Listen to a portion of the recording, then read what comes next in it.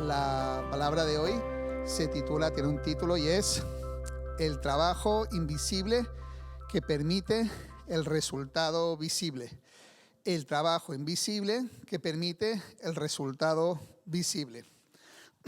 Y como en la palabra hay que dar algo, no discursos ajenos a uno, sino propios, porque si no realmente, si no lo tienes, no lo puedes dar, pues he pensado en compartir una palabra que me dio el Señor hace bastantes años y que tiene gran valor. Y es una cita bíblica que se titula, que es en Jeremías 17. Y voy a contar el sueño y después lo vamos a conectar con esta palabra. El sueño es: estoy caminando en una zona de ondulaciones de tierra, colinas totalmente secas, como piedra, nada de vida. Y en mitad de esa caminata, yo diría que eran como las 12 del mediodía, por cómo estaba el sol muy fuerte, muy caluroso, muy seco, percibo un agua fresca, un poder increíble que se acerca por aquí detrás. Entonces, claro, yo pensé que qué gozo, una cantidad de agua tan fresca en mitad de un lugar tan seco, tan árido. Entonces yo me giré y cuando vi el agua la pude percibir tan maravillosa, incluso como fría. Y dije, es como para poner la cara adentro y beber directamente de esa masa de agua que se movía. Y entonces pude vislumbrar encima del agua suspendido un hombre en túnica y avanzaba con el agua. Entonces este hombre con túnica se acercó a mí y me dijo, como un amigo, nada así fantasmagórico, un amigo que te da un consejo y sientes por el tono de la voz, por la naturalidad, por muchas cosas que te lo dice sinceramente para tu propio bien. Y me dijo, mira, el lugar donde te conviene estar es junto al agua, porque mira qué ocurre junto al agua. Y mientras hablaba, empezó a salir vegetación por todos lados. Este sueño lo tuve en Bolivia, en La Paz. Alto de La Paz son 4.200 metros sobre el nivel del mar. Yo digo que es fácil ahí recibir estos sueños porque uno está más cerca del cielo, literalmente, y también se está viviendo un proceso muy bonito de avivamiento. Y creo que la atmósfera ayudó a que Dios pudiera darme este maravilloso regalo. Y en el momento que me dijo eso, se puso todo verde y después me dijo, no esperes a ir a buscar el agua lejos del río, de este manantial, porque ahí vas a depender de hombres que con un cubo la van a tener que traer, y el hombre es hombre, a veces está muy apasionado y lo hace, otro día tiene sus propios problemas, corres el riesgo de morirte. Me enseñó árboles que los estaban regando pero ya estaban muertos porque no habían tenido la periodicidad y la regularidad de agua que necesitaban. Plántate a orillas del río. Entonces en ese momento yo me alegré de tener tan tesoro, aunque parezca sencillo, una información tan vital, porque era de vida o muerte. Y como estaba trabajando en Bolivia, en el Chaco, una zona muy árida, en temas de desarrollo de sistemas de agua para las comunidades que viven muy dispersas y con dificultad de acceso al agua, dije, bueno, pues ahora vamos a hacer muchos canales, porque claro, habrá una necesidad de orillas junto al agua increíble, todo el mundo va a necesitar. Venga, vamos a hacer muchas orillas, muchos canales para que todo el mundo tenga acceso a ese lugar privilegiado. Y cuando decía esto, abrí los ojos y había salido a la luz del día y me di cuenta que era el mismo Jesús que me había hablado esa palabra. Y es un regalo que os quiero comentar hoy y sobre todo profundizar, porque aunque no es intelectualmente difícil de entender el mensaje, sino que es muy sencillo, porque así son las cosas de Dios, es importante que profundicemos en todas las consecuencias que trae para nuestra vida. Y la primera reflexión, y me gustaría leer la palabra literal que Dios me dio de una forma muy vivida, dice: bendito el varón que confía en Jehová y cuya confianza es Jehová, porque será como árbol plantado junto a las aguas, que junto a la corriente echará sus raíces y no verá cuando viene el calor, sino que su hoja estará verde, y en el año de sequía no se fatigará ni dejará de dar fruto. Podríamos hacer una exégesis de estos dos versículos, pero quería que nos fijáramos en estar plantado junto a las aguas y las raíces. Y ahí viene la parte de las cosas invisibles. Lo que ocurre invisiblemente debajo de la planta, que nadie lo ve, es lo que permite que pase algo visible en la cima de las ramas, que es lo que se ve. Y a veces nuestro enfoque, pues de pronto por nuestra cultura de la inmediatez, del placer, de pronto tener a un Dios empequeñecido y un hombre engrandecido, y nos movemos más por la visión humana que de pronto la visión espiritual que nos da la palabra. Nos enfocamos mucho en el fruto, y descuidamos el proceso que permite que ese fruto exista y esté constantemente generando su proceso, que es la raíz invisible la que permite eso. Y en eso quería fijarnos. Todos anhelamos ver esta iglesia llena, y yo creo que ya empieza a estarlo y que lo va a estar mucho más, y es el fruto que todos anhelamos. Pero más allá de una iglesia llena, queremos ver una sociedad transformada. Cuando salimos fuera de aquí, nos duelen detalles de muchas cosas que vemos, pantallas de espejos relucientes, pero cuando rascas 2 milímetros el perfil, empiezan a salir problemas en nuestras propias vidas y en de muchas personas que también los sufren. Y todos sabemos cuál es la medicina, porque aunque tengamos un proceso muy largo para ser completamente sanados, sabemos que estamos en el hospital correcto, tomando la medicación correcta. Y hay personas que están confundidas y no han encontrado esa medicina, y a nosotros nos duele ese dolor que no está siendo tratado como sabemos que puede ser tratado para llegar a buen fruto, ¿no? Entonces quería fijarme en todo lo invisible, porque creo que ahí vamos a poder lograr nuestros sueños, que es recoger ese fruto.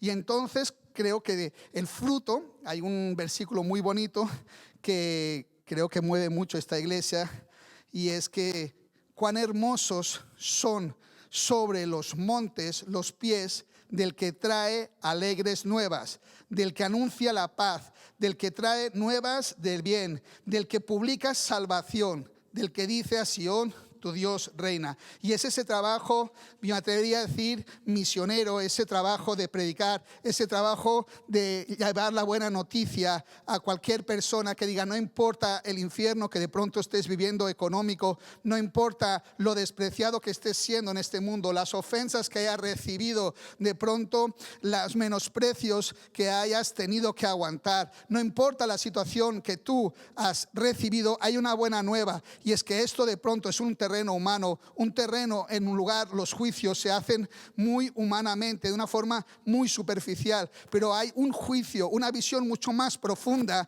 que aunque tu mente natural, de pronto tu juicio humano te esté diciendo de que estás fuera de la jugada, de que este mundo no quiere darte un espacio, que el fuerte siempre va a pisar al débil, hay una noticia, y es que muchos últimos van a ser primeros, que mucha gente despreciada y menospreciada de este mundo va a recibir compensación del cielo, y va a recibir la mano calurosa, y va a dar fruto en tiempo de verano, y no importa lo apretado que esté el contexto, que vamos a poder al fin resurgir. Entonces esta noticia es bonita de llevar, más cuando te duele el dolor del hermano, y entonces creo que es algo que todos anhelamos, pero tenemos que ver el camino para así hacerlo. Yo creo que el texto de Jeremías nos enseña que hay algo invisible bajo la tierra que produce lo visible en las ramas. Es lo de Isaías, es el fruto de lo de Jeremías. Es decir, las raíces dan el fruto, dan la posibilidad de evangelizar. Recordaba a David y Goliat. Es un momento de máxima visibilidad de David.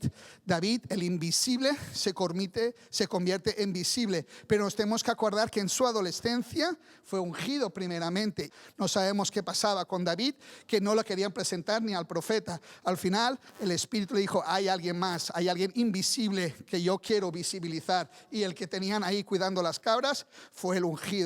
Y después tuvo que estar como un pastorcito, enfrentándose con leones y con osos invisiblemente. El hombre llevaba las ovejas sanas y salvas a casa. Nadie sabía de cuántos metros era oso con el que tuvo que pelear, nadie sabe con cuántos leones tuvo que apedrearse, tuvo que jugarse el pellejo, y de pronto nadie lo agradeció, nadie lo supo. Pero mira, de ese trabajo invisible, él se sintió capacitado para enfrentarse a ese Goliat que lo vio como un bobo, un ignorante que no sabía con qué cobertura se estaba metiendo con la cobertura del Dios grande. Mientras él tenía la cobertura de los hombres que lo habían puesto a primera línea, este es el hombre, este es el invencible. Él veía lo que nadie veía, y es que él tenía un Dios que nadie conoce, que cada día está más despreciado, que cada día está más arrinconado, cuya palabra cada día está siendo más científicamente intentado de ser de alguna forma arrinconada, pero con pura mentira. Él sabía quién estaba, no le importaba lo que veía el hombre, él le comportaba lo que él sabía, porque se lo había revelado Dios en el bosque peleando con leones y osos, sabiendo que él tenía propósito. Y aunque la vida lo había intentado matar secretamente muchas veces, él sabía que nunca lo iban a lograr, porque él había sido ungido para ser el rey de Israel, y eso lo tenía atesorado en su corazón, y tenía una unción que le permitió vencer esa situación. Entonces yo quiero que nos demos cuenta que la iglesia no debe ser un aparcamiento de carros fabricados en otros lugares. De pronto muchos de nosotros nacimos de nuevo en otros países. De pronto nos hemos encontrado aquí donde hay el Cristo vivo, y nos estamos uniendo porque de alguna forma el Espíritu nos está diciendo que hay un propósito grande aquí, y la razón por la que hemos venido aquí no fue solo para encontrar trabajo o para tener un matrimonio o para tener unas comodidades o para de pronto hacer algunos sueños que nos metieron en la televisión de niños y ahora los hacemos realidad, de vivir en ciertos escenarios que nos parecen pues muy fabulosos. Pero hay algo más por lo cual Dios ha permitido que estemos aquí en esta tierra, y es para cumplir propósitos de extender el reino. Y si nos damos cuenta de que todo esto ha ocurrido, nos tenemos que dar cuenta que lo que pasó en nuestras vidas en otros lugares, muchos de nosotros, tiene que ocurrir con otras vidas que han nacido en esta tierra. Y tenemos que darnos cuenta que el propósito de esta iglesia está con dar luz a nuevas vidas en esta tierra, con nacidos de nuevo en nuestro entorno. Yo creo que ya han habido, pero hay mucho más que el Señor quiere hacer en esta tierra, y tenemos que esmerarnos en descubrir los códigos que la misma palabra nos va a dar hoy para poder romper situaciones, extender estacas, poder llegar a hacer este sueño realidad, poder dar ese fruto que todos queremos en nuestro corazón poder ser, poder dar respuesta a personas que a lo mejor aparentemente parece que estén en victoria, pero sabemos que su vida espiritual está lleno de muerte y podredumbre, por más blanqueada que esté por fuera. Aunque digan que son ateos, tienen un espíritu de fariseísmo, de aparentar cosas que en el fondo no están, y que cuando te acercas más a la gente, todo el mundo quiere amigos de café, de pasar unas horas el fin de semana, porque ahí podemos hacer la obra de teatro de 2 horas,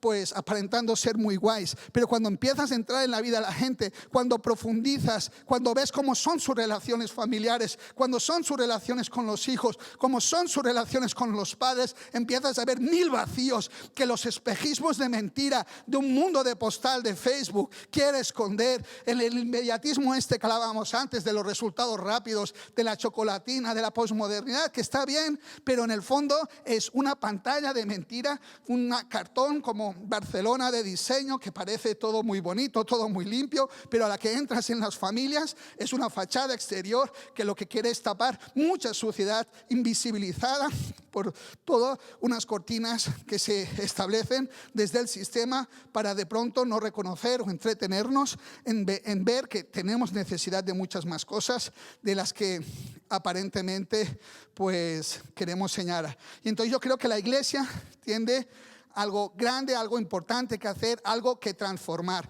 Y no es la iglesia llena de gente la grande. Para mí la iglesia grande es la iglesia que transforma su entorno y que primeramente transforma sus miembros. Cuando somos transformados nosotros, aunque sea pequeña la transformación, ahí somos grandes y visibles delante del Señor. Y no solo a nosotros, sino a que todo nuestro entorno.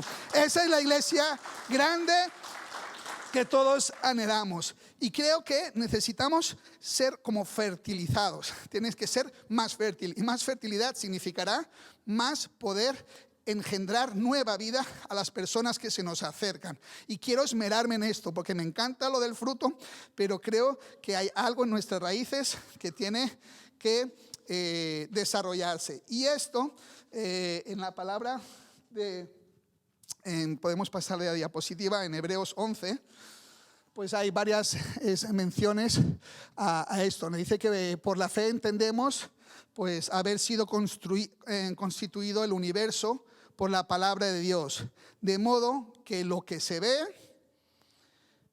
fue hecho de lo que no se veía. Y entonces empezamos a creer que hay cosas que no se ven, pero que son muy trascendentales y que van a propiciar que luego se vean las cosas. Y yo quiero ir en las causas que provocan los efectos. No quiero ir al efecto, construir la casa por el tejado, sino por las bases. Y las bases son las raíces. En el 2 de Corintios nos habla de que las cosas que se ven, sino las que no se ven. No mirando nosotros las cosas que se ven, sino las que no se ven. Y eso es lo que quiero hacer hoy. Quiero que sentamos la necesidad de ver lo que no se ve, porque no miramos las cosas que se ven, sino las que no se ven. Queremos ver todo lo que el sistema que nos rodea no quiere enseñarnos. Nosotros queremos ver estas cosas, las invisibles. En segunda de Corintios 4:18 menciona, 2 de Corintios 5:7 dice, porque por fe andamos, no por vista. Andamos y nuestro suelo firme es lo que no se ve. Lo que nadie ve, el pastor no ve lo que pasa en nuestras casas, y queremos que pasen cosas en nuestras casas que de pronto el pastor lo ve espiritualmente y está preocupado y ora por ello, pero no lo puede ver visualmente, y eso es en donde queremos caminar, no sirviendo al ojo como los que quieren agradar a los hombres, sino como siervos de Cristo de corazón, haciendo la voluntad de Dios. No esforzarnos en lo que no tiene importancia para Dios, aunque la pueda tener mucha importancia para el hombre, sino esforzarnos en todo aquello que no tiene importancia para el hombre, pero que sí la tiene por Dios. Y en eso quiero pues centrarme. Y la cita muy cristiana, muy nuestra, que es: porque no tenemos lucha contra sangre y carne, sino contra principados, contra potestades, contra gobernadores de las tinieblas de este siglo, de nuestro tiempo, contra huestes espirituales de maldad en las regiones celestes. Entender que hay muchas cosas invisibles que determinarán el que después podamos mostrar el fruto, ¿no? Entonces, no queremos ser una iglesia light, que ahora se está poniendo de moda, que va bajando el listón para agradar a la gente, pero de alguna forma adulterando el mensaje, pues para que sea de alguna forma más agradable, y no decir cosas que de pronto hay que decir porque de pronto alguien se puede incomodar. Otra cosa es que hay que saber decir las cosas con sabiduría, pero tampoco podemos bajar el listón. Tenemos que llevar a la gente donde Dios nos quiere llevar, sin herir, pero sin bajar el listón, porque bajar el listón es una mentira. Herir a la gente o es otra mentira, pero tenemos que tener la sabiduría de seducir de alguna manera, o de inspirar la necesidad, la hambre y la sed de subir, porque aunque es un esfuerzo subir la montaña, luego es poderoso la vista y la satisfacción que uno alcanza después de este esfuerzo. Y ahora ya quería avanzar e ir al primer punto, porque vamos a ver 3 puntos que nos van a permitir salir de una esterilidad de cosas invisibles que hay que hacer para lograr a dar fruto. Y el primer paso sería la raíz. Y aquí quería hablaros de el amor incondicional, el amor ágape, la presencia de Dios, es la presencia del Espíritu Santo, que de alguna forma creo que viene simbolizada por esas aguas donde tenemos que estar plantados. Y entonces yo veo como la presencia del río de Dios, las raíces en el agua. Y entonces quería también ir a nuestras raíces pentecostales, donde no. Sabéis que tenemos una iglesia pentecostal y que tiene un nacimiento que es fruto de un avivamiento dentro de la misma iglesia. Y esas raíces tienen mucho que ver con algo que sucedió con Agnes Hoffman. Era una persona que anhelaba ir a las misiones, tenía unas ganas de ir a misionar, y en particular los tenía para ir a la China. Ella era una mujer de Wisconsin, que puede sonar muy guay desde aquí, pero Wisconsin es la zona norte de Estados Unidos, al norte de Chicago. Son burlados por todos los americanos, les llaman los cheesehead, que son los cabeza de queso. Son como los campesinos, son como los anticuados, son como los agricultores. De hecho, ella era hija de agricultores. Estamos hablando de...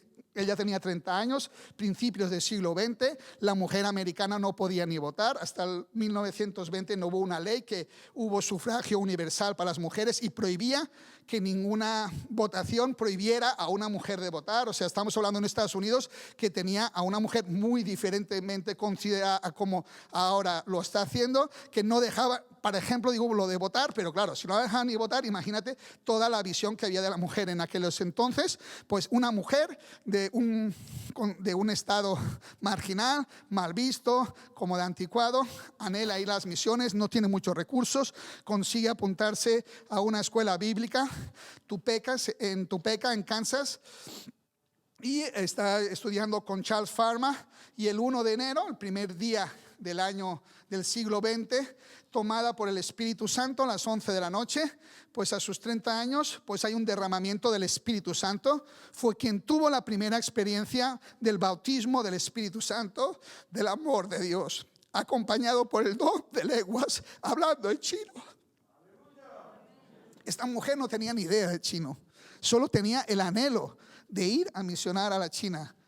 Y ella, en ese anhelo, en mitad de las oraciones, pues tuvo esta experiencia del bautismo del Espíritu Santo, el don de lenguas. Este hecho se ha convertido en el hito fundamental de la historia de la iglesia, según Roswell Flower, que es el secretario fundador de las Asambleas de Dios. La experiencia de Agnes Hoffman inició el movimiento pentecostal del siglo XX, del cual nosotros somos partícipes, ya que ella es la primera persona que obtuvo la evidencia bíblica de la experiencia. Mientras declaraba versículos bíblicos, una gloria cayó sobre ella, una aureola parecía formarse alrededor de su cabeza y cara, y ella empezó a hablar en idioma chino y no fue capaz de hablar en inglés durante 3 días. Cuando intentó escribir su experiencia en inglés, escribió en chino, copias de lo cual todavía tenemos en algunos periódicos que se publicaron. Ella declaró sus palabras literales: sentí como si un río de agua viva fluyera desde lo más íntimo de mi ser. La plenitud del amor sintió ella. Tenemos que tener nuestras raíces para hablar en un lenguaje de pronto más universal, en el amor, pero no el amor superficial que nos venden. El amor, por ejemplo, de la madre que se desvive por sus hijos aunque estén en la droga, está luchando, está de rodillas orando por ellos. Ese amor que cree que lo imposible puede ser posible, que aquellas cosas que el hombre dice que no tienen ningún valor porque no se ve, son las que más valor tienen para nosotros. Y ahí tendremos nuestras raíces realmente plantadas en el río de agua viva, para poder romper las barreras, para hacer el bien y llevar las buenas nuevas. Si no tenemos las raíces plantadas en nuestras raíces pentecostales del Espíritu Santo, pues no podremos llegar muy lejos. Y después podemos pasar a las siguientes diapositivas. Después de Agnes Hoffman, hubo como una reacción en cadena en el siglo XX. Se descubre la teoría de relatividad, la teoría cuántica. Pues pasa lo mismo con las lenguas. Empezó Agnes Hoffman y empezó a haber una reacción en cadena, y un hombre, William Seymour, se va misionando después de un largo camino de haber estudiado en la misma escuela bíblica de Agnes Hoffman. Se va a Los Ángeles, en la calle de Azusa.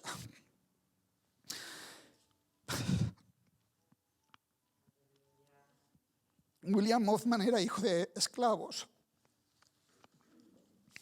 en un estado de Estados Unidos donde todavía se practicaba la esclavitud. Yo no sé si alguien puede mencionar lo que es nacer esclavo. Nacer que por tu color de piel, por tus orígenes, no tienes derecho a nada, solo a comer lo que te dan.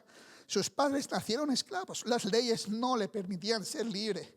Y el necio con este esquema, aquí lo ves muy bonito. El hombre es tuerto, no tenía un ojo.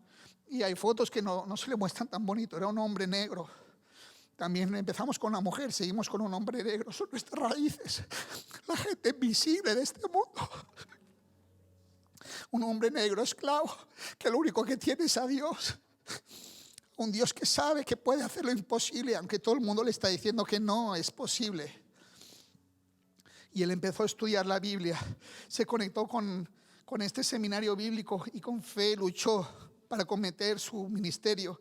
Y en la calle Azusa se provoca una avivamiento. Estaba pastoreando y formó la escuela bíblica de Betel, igual que Agnes Odman. Se estima que 50,000 personas en pocos años habían recibido la experiencia de hablar en lenguas. Hubo un boom misionero. Más allá de la espectacularidad o de la emoción de hablar una lengua o angelical o que tú no conocías nada, yo quiero aterrizar todo esto. El avivamiento que se generó a partir de William Seymour mandó misioneros hablando todos los idiomas del mundo, y hay pocos rincones de la tierra donde no han sido alcanzados por este avivamiento del Espíritu Santo en este hombre esclavo que nadie hubiera dado un peso por él ni ningún euro por él en la historia. El hombre negro, invisible, tuerto, que no fue admitido en muchas escuelas bíblicas por su color de piel. Un hombre que nació esclavo, se abrió camino. Dios lo eligió para romper todos los esquemas mentales del ser humano, todos los límites, todos los muros que históricamente hemos construido, todas las leyes de esclavitud de los unos versus los otros, para traer un mensaje nuevo a toda la humanidad. Y William Seymour fue el epicentro de un boom misionero que llegó a toda la tierra. Me gustaría pasar la siguiente diapositiva. Estas son amigas de Rubiela y míos. Aquí tienen a pastora y misionera Patricia Borges.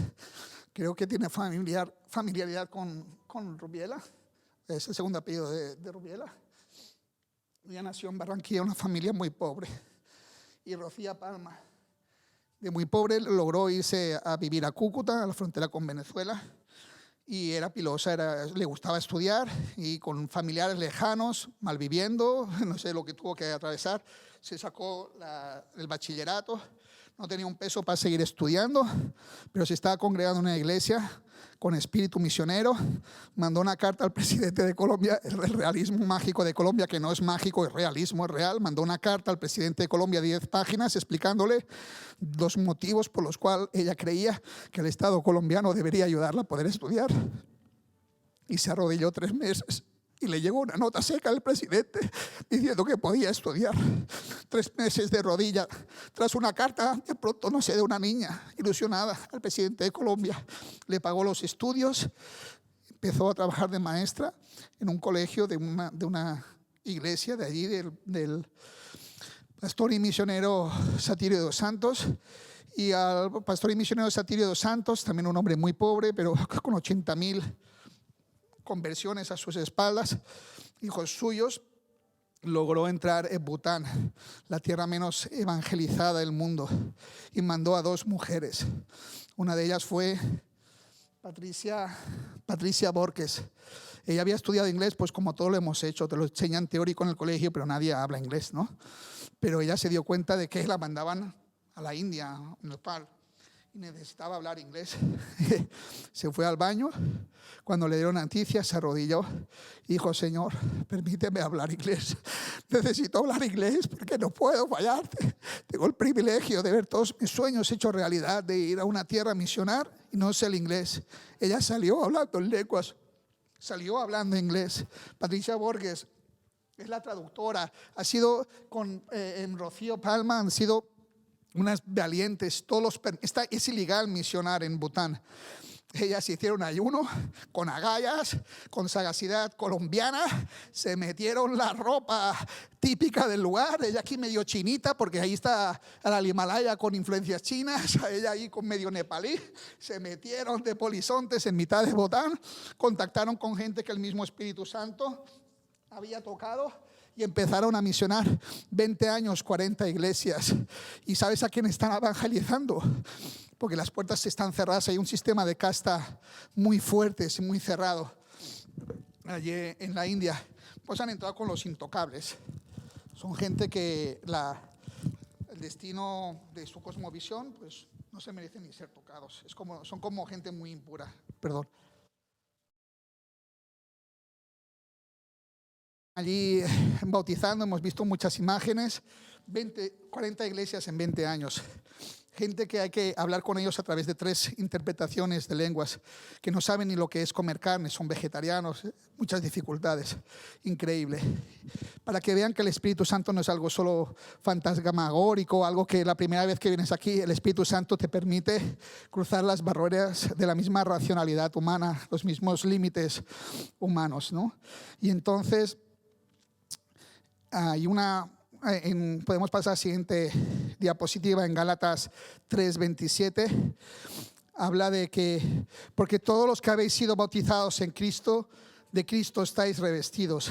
Y ya no hay judío ni griego, no hay esclavo ni libre, no hay varón ni mujer, porque todos vosotros sois uno en Cristo Jesús. Yo creo que entendamos que cuando realmente estamos conectados con las aguas invisibles bajo tierra, que son la presencia del Espíritu Santo, no hay ninguna barrera, ni cultural, ni lingüística, ni intelectual, que pueda impedir que el propósito de las buenas noticias, que la medicina del amor verdadero, del genuino, del incondicional, llegue a sanar todos los corazones enfermos de esta tierra, que tapamos la enfermedad que tenemos porque no la queremos reconocer, pero que que las relaciones humanas están llenas de lagunas, que nosotros tenemos heridas sin sanar, que hay pueblos enfrentándose porque hay intereses particulares que juegan con nuestras debilidades para generar roturas, para generar brechas a través de las cuales poder meter goles, infiltrar intereses que nada tienen que ver con la construcción de lo que Dios nos enseñó que construyéramos a través de nuestras relaciones.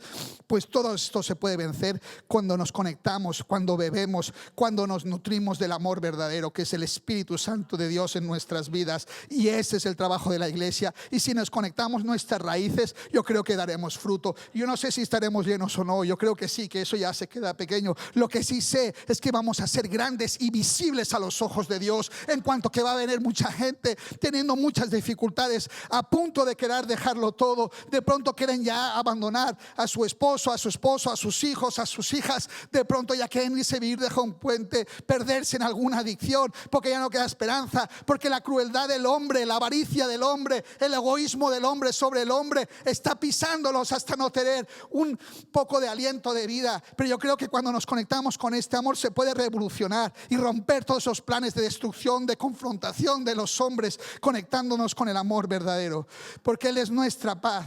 De ambos pueblos hizo uno, derribando por la pared intermedia de separación, aboliendo en su carne las enemistades, la ley de los mandamientos expresados en ordenanzas, para crear en sí mismo de los dos un solo y nuevo hombre, haciendo la paz. Porque solo el amor verdadero, no ese amor de yo amo tanto a mis hijos que le robo al vecino y en el trabajo ando a codazos, y aunque vaya a la iglesia para sentirme bien y quitarme la mala conciencia de estar compitiendo agresivamente, intentando liquidar a cualquiera que se cruce en mi camino, porque yo soy tan buen padre, yo soy tan buen hermano, yo soy tan buen hijo, que no me importa que mi sueldo sea a costa de eliminar que otro pueda tener su sueldo, para también poder conectar con las ganas de ayudar a sus padres, de ayudar a sus hijos, de salir adelante. Esa hostilidad, que hay guerra entre las personas, cuando hay enemistades entre nosotros, cuando hay separaciones entre nosotros, estamos de alguna forma negando o no viviendo lo que Jesús hizo por nosotros. Él rompió esos muros, él rompió todas estas enemistades. Y aquí es una tierra de conflictos, como en tantos lugares de la tierra. Sabemos que hay conflictos políticos, hay conflictos culturales. Entre nosotros tenemos muchas raíces diferentes culturalmente en la carne, aunque la raíz debería ser toda la misma, que es el amor de Dios, el único que nos puede nutrir para que podamos dar fruto. Porque si nos alimentamos de otras raíces que no tienen que ver con el propósito por el cual estamos aquí, entonces empezará toda la enemistad. Hay separaciones lingüísticas.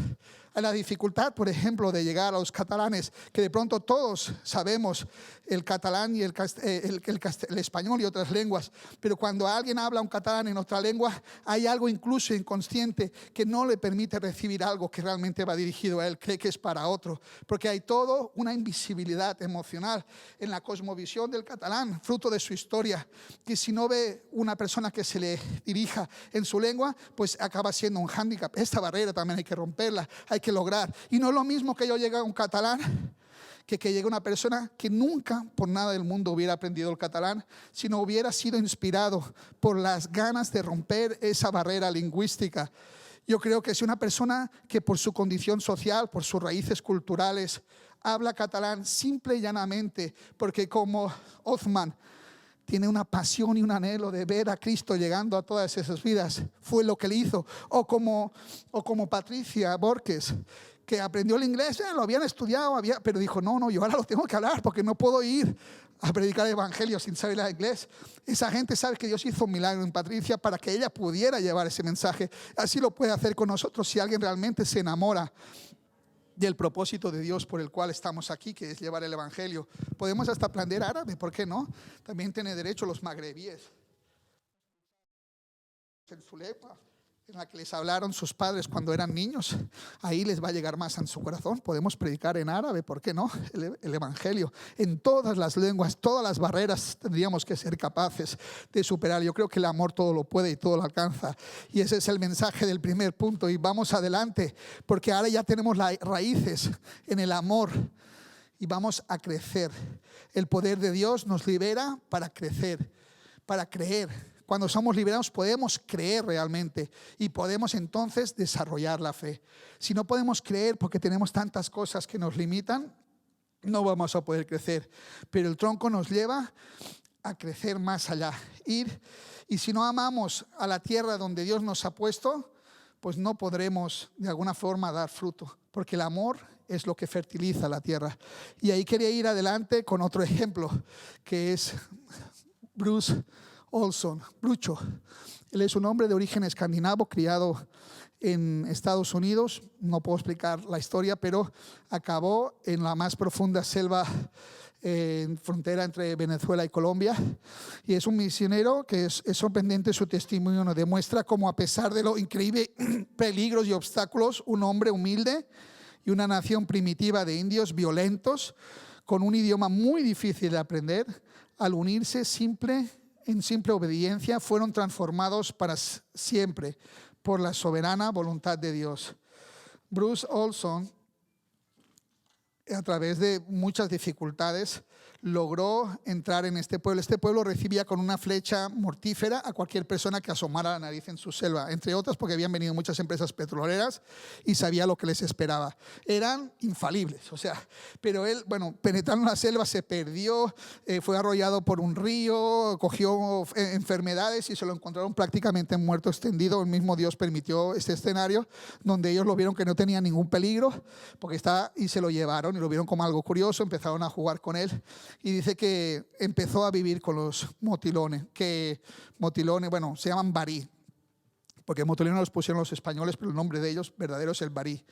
Mi perspectiva sobre los motilones cambió radicalmente cuando, respecto a las opiniones que me había formado de ellos durante nuestra reunión inicial, descubrí que era un pueblo alegre, que siempre hacían bromas entre ellos, cantaban o hablaban. Cada mañana los hombres salían a cazar, mientras que las mujeres se quedaban para comenzar su trabajo del día. Los niños jugaban, así era su vida en la jungla. Y entonces él aprendió a amar a ellos porque Dios les puso ese amor, un amor que él nunca hubiera tenido de forma natural, un amor a un pueblo hostil, que estaban todos con conjuntivitis, que cualquier virosis pues empezaban a morirse con mucha gente, muy diferente, no podía identificarse con nada, pero los amó. Lo que hace fértil nuestros esfuerzos es hacerlo con amor genuino. Él dice: aquella vez fui aceptado a la comunidad de los motilones. Me permitieron usar una hamaca en la choza para dormir y hasta me pusieron un nombre tribal, Brucho, que era lo más cercano para los indios podían llegar para pronunciar Bruce Olson, le llamaban el Brucho. Con mucha dificultad y después de recibir un disparo con flechas, Olson comenzó a vivir con los motilones. Él empezó en el 1962, aprendiendo su lengua y cultura.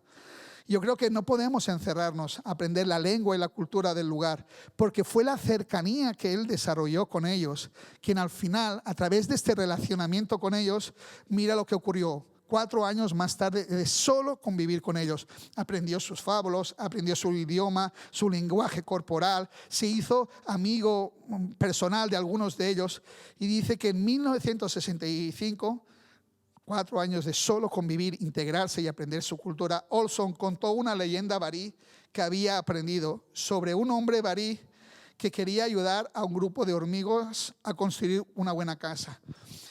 Había un mito barí que decía que había un hombre barí que veía las hormigas que no sabían construir las casas, sus madrigueras.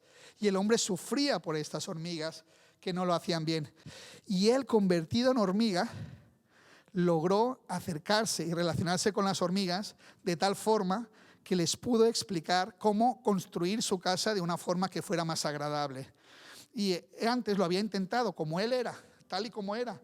Y cuando se acercaban las hormigas, como veían un hombre tan grande, salían todas corriendo, huyendo. Pero cuando se transformó milagrosamente en hormiga, pudo acercarse a ellos y explicarles cómo hicieron.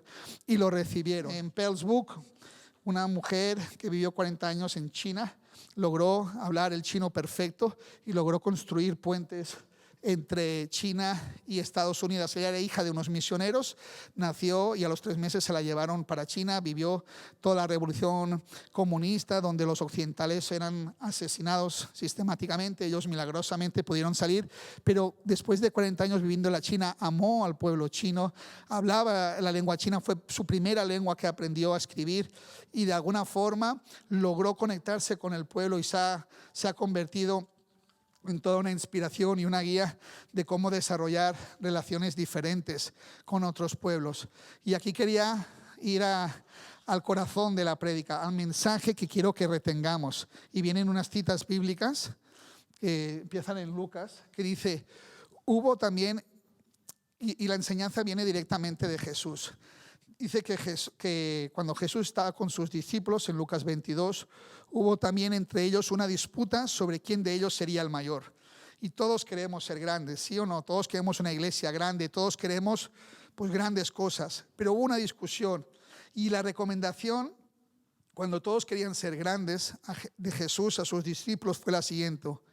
Pero Él les dijo, los reyes de las naciones se enseñorean de ellas y los que sobre ellas tienen autoridad son llamados bienhechores.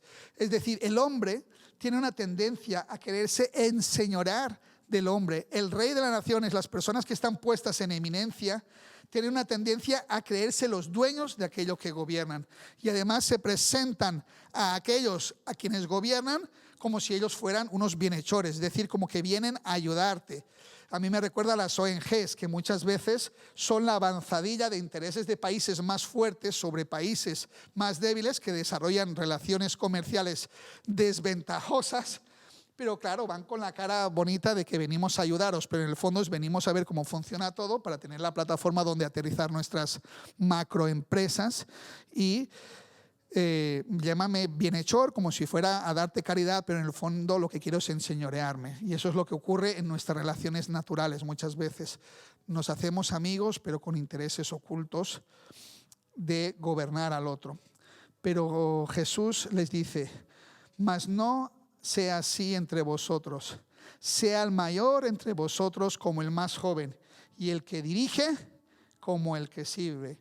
Porque ¿cuál es mayor? ¿El que se sienta a la mesa o el que sirve? No es el que se sienta a la mesa, mas yo estoy entre vosotros como el que sirve el evangelio para hacerme copartícipe de él. Es decir, el consejo de Jesús es muy práctico y es que hagamos todo lo contrario a lo que hace el mundo. Y tenemos un pastor que hoy lo tenemos aquí, pero mañana lo tenemos colgado de la ventana soldando, y el otro día con el trapero, y el otro día de taxista, y el otro día haciendo todo lo que hace falta. Y tenemos un ejemplo bueno y que creo que todos podríamos seguir, que es lo que nos dice Jesús. Es una actitud de servicio, de ir en contradirección para romper esta dinámica de enseñorearnos los unos de los otros y perpetuar esas relaciones que de alguna forma no construyen lo que Dios quiere hacer en mitad de nosotros. Y ahí viene uno de los apóstoles que mejor supo llevar a la práctica todas las enseñanzas de Jesús, que es nuestro amado Pablo, que dice en 1 Corintios 9, dice, por lo cual, siendo libre de todo, me he hecho siervo de todos, para ganar a mayor número.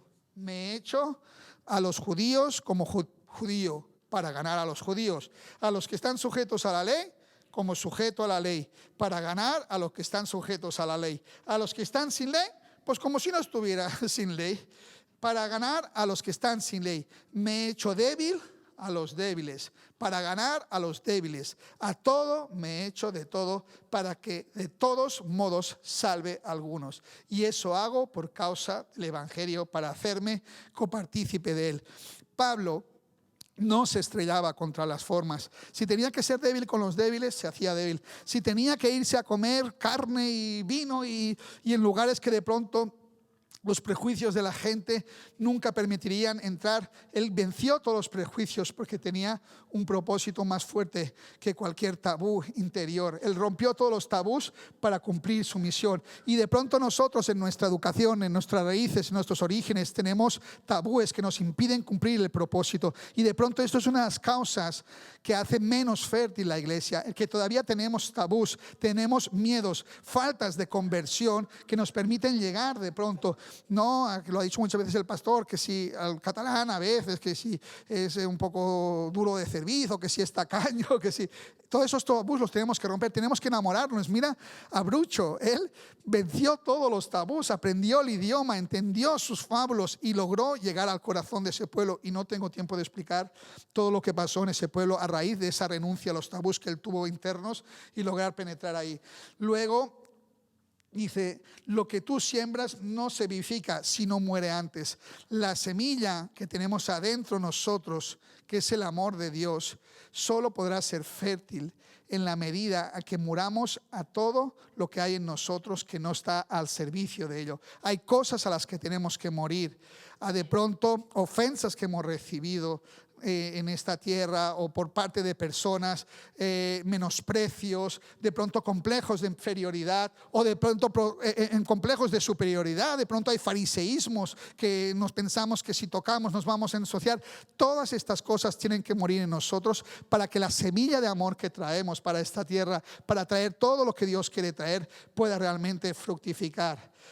En Filipenses 2:3 dice, nada hagáis por contienda, por vanagloria, antes bien con humildad, estimando cada uno a los demás como superiores a él mismo, no mirando cada uno por lo suyo propio, es decir, hacer las cosas como estamos acostumbrados a que se hagan en cuanto a lo formal, sino cada cual también por lo de los otros, es decir, vivir más en función de lo que el otro necesita. Y dices, bueno, eso es injusto.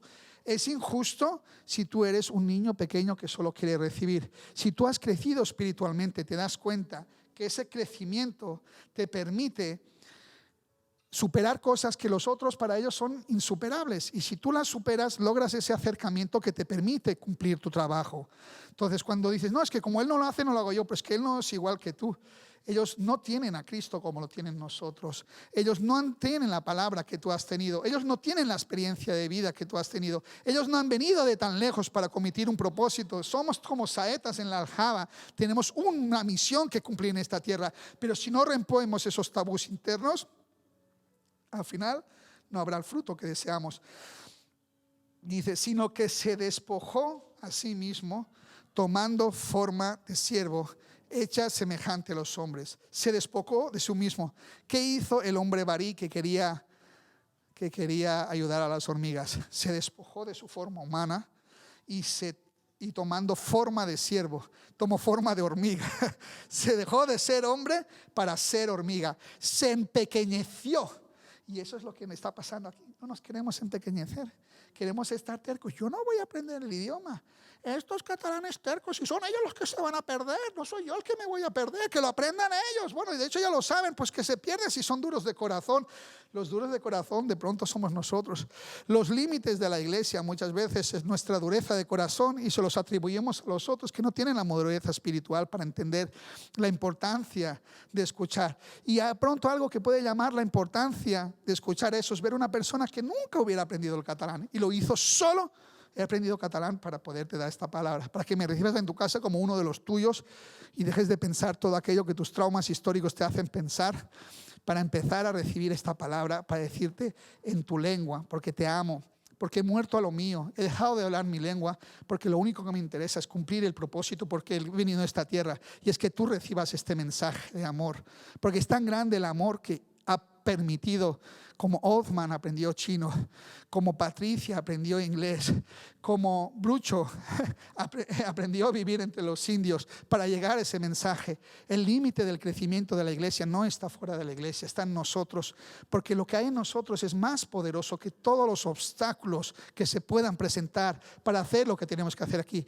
Pero esa semilla es pequeña, no importa que sea pequeña, es que crezca. ¿Y qué permitirá que crezca? Que caiga en buena tierra. Y somos nosotros la tierra. El límite de la evangelización de Cataluña está en cada uno de nosotros. En la medida que moramos a todos esos pensamientos que nos dicen que no es posible, que no tenemos que tomar ese paso, que no podemos aprender una lengua cuando tenemos un Espíritu Santo que ha revolucionado la historia de la humanidad, desde un hijo de esclavos, llevando esa semilla hasta cada rincón de la tierra. Esa misma semilla, este ADN que nos ha alterado, está aquí en esta iglesia, en el corazón de cada uno de vosotros. De pronto no creemos que tiene el poder que tiene, pero cuando lo creamos, cuando nos liberemos de aquello que nos impide creer verdaderamente que sí es posible, que Cataluña, que los magrebíes, que las personas que el hombre estigmatiza como imposibles, sí son posibles de convertir y de liberar, y de que vivamos como un solo hombre y que no hayan diferencias entre barreras de género, que si esto, que si lo otro,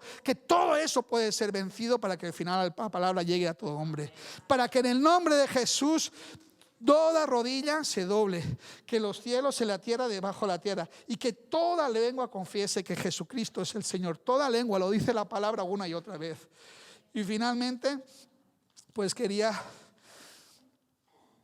en profundizar en que ir a Isaías 45, en el fruto ahora ya. Hice juramento de mi boca, salió palabra en justicia y no será revocada, que a mí se doblará toda rodilla y jurará toda lengua. Son promesas del Señor. ¿Cómo podemos decir, bueno, Dios dijo que toda lengua, pero la catalana no, o la árabe no, esa no? Esa es porque nosotros lo que hablamos latino pues somos más sensibles, tenemos más calor humano, tenemos más amor, somos más chéveres, somos más guays, tenemos más sensibilidad. Y esos no, esos son los duros de corazón. Nos estamos volviendo en fariseos, estamos volviendo en dureza de corazón. La palabra no excluye ninguna lengua, todas están incluidas, las más marginales, las más mal vistas. Dios descubrió un pueblo duro de cerviz, lo dijo él mismo. Estudió de pronto el pueblo más duro de cerviz para demostrar, si con ellos lo hice yo y fue elegido, ¿cómo no van a ser el resto de los pueblos? Pues todos los pueblos están incluidos, y de nosotros, de nuestra misericordia, de nuestro amor a la obra, depende de que podamos llegar a ellos. Y estas señales seguirán, dice en Marcos 16, a los que creen. Yo creo que creemos o no que en mi nombre echarán fuera demonios y habrá nuevas lenguas. Yo creo que podemos hablar otras lenguas. No hay lengua que se nos resista, porque el Espíritu Santo de Dios que está en nosotros es más poderoso que todo mudo que quiera impedir de llegar a donde hay que llegar. Y en Hechos 2:4 dice, y fueron todos llenos del Espíritu Santo y comenzaron a hablar en otras lenguas, según el Espíritu les daba por hablarse. Yo creo que las lenguas, y la lengua es solo un símbolo de todo lo que hay detrás, son cosmovisiones, son paradigmas, son barreras históricas que el hombre ha construido, pero que no son de Dios, porque Dios quiere saltarse todas esas barreras para llegar hasta el último rincón, hasta el final de todo. Y ahora hay dos promesas que me dio el Señor. Cuando yo me iba a bautizar, hice un ayuno de 3 días. He empezado con una promesa, una palabra que me dio el Señor directamente, y hay 2 promesas que me dio el Señor y que no son para mí, sino que son para toda la iglesia. Me las dio en un ayuno de 3 días antes de bautizarme. Me dio una palabra en Apocalipsis y otra en Génesis. Y esas palabras son que no hay una puerta que nadie puede cerrar, y es el propósito de Dios en nuestras vidas. Y esta puerta nadie ni nada la podrá cerrar. Vamos a llegar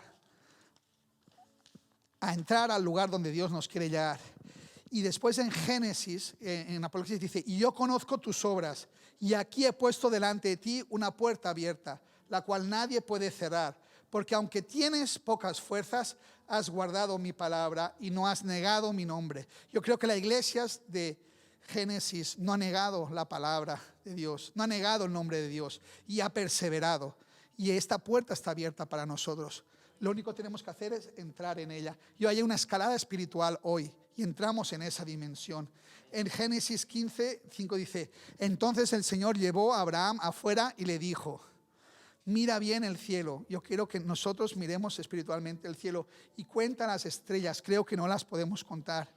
Si es que puedes contarlas, pues bien, así será el número de tu descendencia. Abraham creyó en el Señor y por eso el Señor lo aceptó como justo y le dijo: yo soy el Señor, yo te saqué de Ur de los Caldeos para darte esta tierra como herencia. Yo creo que esta tierra catalana nos es dada como herencia, como tierra que nos ha puesto Dios. Los ojos naturales dicen: esta tierra no es nuestra, estamos aquí para aguantar. No, esta tierra nos la ha dado Dios y con un propósito, y es de transferir el amor que a cada uno de nosotros nos levantó de nuestras diferentes, más o menos complejas realidad. Y ese amor que ha depositado en nosotros es para que lo depositemos aquí. Yo creo que se abre una puerta. Se abre una puerta y se rompe la esterilidad. La oración del justo puede mucho. ¿Y saben quién es el justo? El que obedece, el que cree las promesas que ha recibido el Señor. Y esta oración que hacemos es fértil en la medida que obedezcamos. Y obedecer es dejar de lado los tabús, dejar de lado los miedos, dejar de lado las incredulidades. Y después de la oración aquí en privado, salir ahí fuera y actuar conforme a la oración que hacemos.